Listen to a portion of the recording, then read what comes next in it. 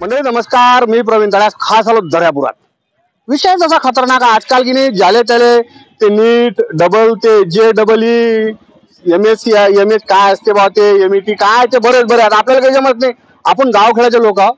तर थोडस मी आज परतवाड्यातून आलो. परतवाड्यातला एक विषय आहे, परतवाड्यात एक फ्युचर हंट नावाचं ट्युशन क्लासेस आहे. त्या ठिकाणचे काही पोरं IIT साठी सिलेक्ट झाले. तर ते ट्युशन हंटचं थोडस 20 सेकंदात मी तुम्हाला इतिहास सांगतो. एक सौरव आणि सागर नावाच्या तरुणानं म्हणजे बडनेरातल्या एका जुन्या वस्तीतून चालू केलेला क्लास त्याचा सक्सेस झाला. त्यानं परतवाड्यात उघडले, नेरात उघडल्या, अमरावतीत उघडल्या, अशा शाखा करता करता त्याची जे ट्युशन क्लासेस आहे हे भल्ल हिट झालं. मग त्या ठिकाणी टेम्पररी स्टाफ म्हणजे स्टाफ असते ना, आता मी गेलो मला पाणी गेलो देणं काही त्या ठिकाणी असणारे नॉन टीचिंग स्टाफ असणाऱ्या काही जणांना, एक शेळके, एक चोरे आणि एक गाडवे, ह्या 3 कार्यकर्त्यानं त्याला असं वाटलं की चला या धंद्यात चांगलं व्हा. ट्युशनचा आहे आजकाल ज्याला त्याला पोरं नीट डबल JEE करायचं आहे, त्याच्यानं त्याला असं वाटलं की या धंद्यात आपल्याला उतर, कोणी या धंद्यात उतरणं काहीच गुन्हा नाही. मग काय झालं की हे परतवाड्यात यायला चांगला अनुभव आला. येणं काय सांगितलं, येणं अंजनगावात त्याच नावाचं पहिलं एक ट्युशन क्लासेस चालू केलं. त्या परतवाड्यात एक परतवाड्यात अंजनगाव सुरजीत एक चालू केलं, त्याचं नाव ठेवलं त्यानं काहीतरी म्हणते एक जिनियस माइंड, जिनियस ट्युशन म्हणून त्यानं अंजनगावात चालू केलं. पण अंजनगावात त्याला जसा पाहिजे तसा प्रतिसाद भेटला नाही.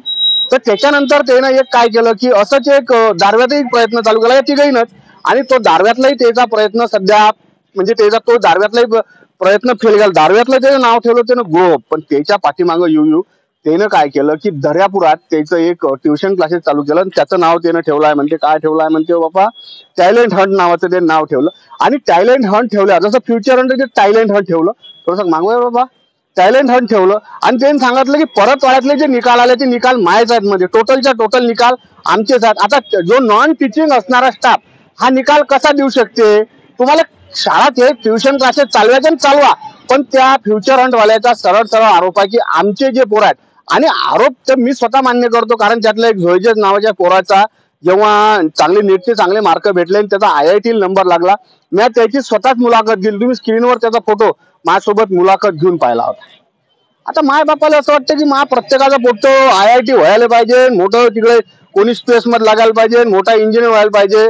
पण तुमचे लेकरं खरोखर प्रॉपर ठिकाणी शिकतात का? एका नॉन टीचिंग एजन्सीत काम करणारे स्वतः एक टीचिंग एजन्सी तयार करून त्या ठिकाणी जर तितंबा करत असतील तर माय बापाले मोठं टेन्शन घ्यायचं गोष्ट. आणि विशेष म्हणजे जेनं ते क्लासेस चालू केले ते त्या शिक्षणासाठी एबल आहेत काय?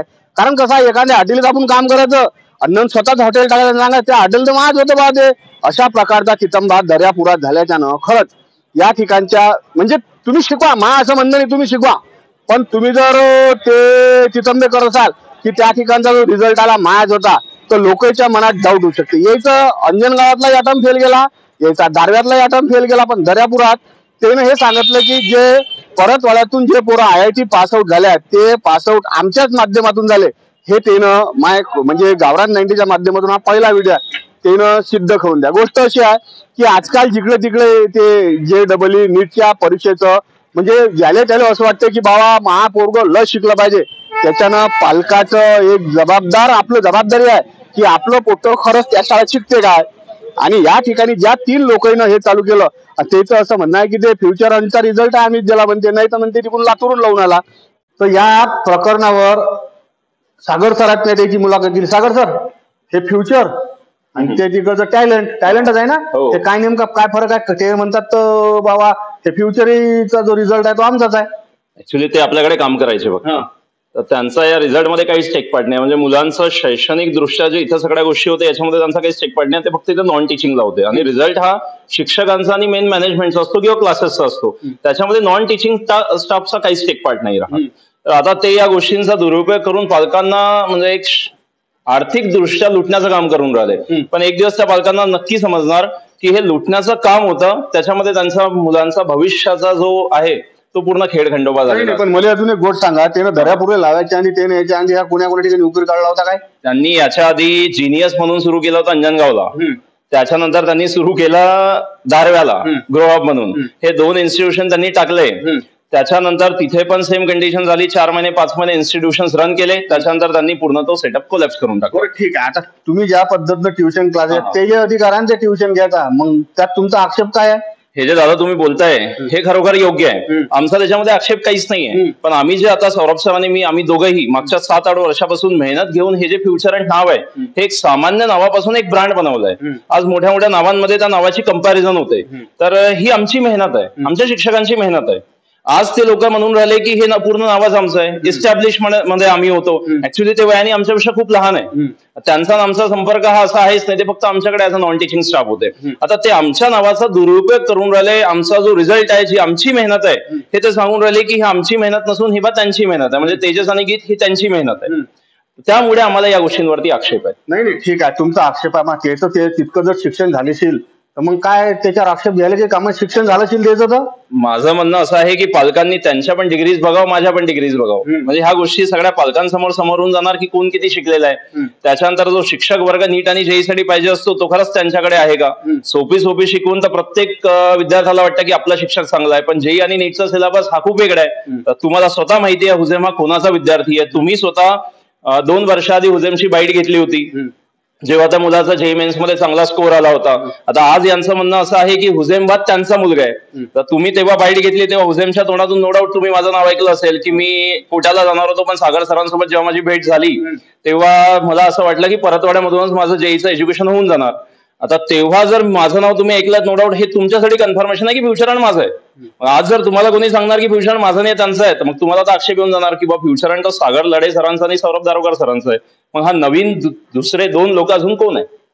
तर याच्यावर सध्या काल फ्युचर अँडचा एक व्हिडिओ व्हायरल झालाय, त्यानं मा डोसक्यात ते घुसतो. आता मी याच्यासाठी आलो कारण फ्युचर अँड मी परत 5-6 वर्षाला पोहोच राहिलो, त्यानं मला मदतला काढत नाही, त्याच्या काही मुलाखती घेतल्या. पण हेच जे म्हणते टॅलेंट हंटवाले म्हणतात की फ्युचर हंट आहे आमचं होतं, तर याच्यावर मला डाऊट आहे. आज गोट अशी व्हायला की अरे काय लाखो रुपये फी आहे ना राजू, त्याची लाखो रुपये फी आहे ना, पण ते फी देऊन तुमचे पोट्टे प्रॉपर ठिकाणी शिकतात काय याच्या बाबत मला सध्या फार म्हणजे मला डोसक्याला टेन्शन झालं. त्यासाठी स्पेशल मिळालं बा आपण दर्यापुरात जाऊन अनुभव घ्या. तर मला 2-4 जणांचे पालकाचे फोन आले की बा ते तर सांगून आले म्हणजे फ्युचर हंट आमचंच आहे. तर फ्युचर हंट वाल्याने या गोष्टीवर आक्षेप घेतल्याच्यानं हा सगळ्यात मोठा तितंबा सध्या मी उघडकीस आणवला. पहिली गोष्ट जे कोणी क्लासेस घेतात नीट JEE जे कोणी क्लासेस घेतात ते खरोखर त्या शिक्षण द्यासाठी पात्र आहेत काय याचं सगळ्यात पहिले संशोधन व्हायला पाहिजे.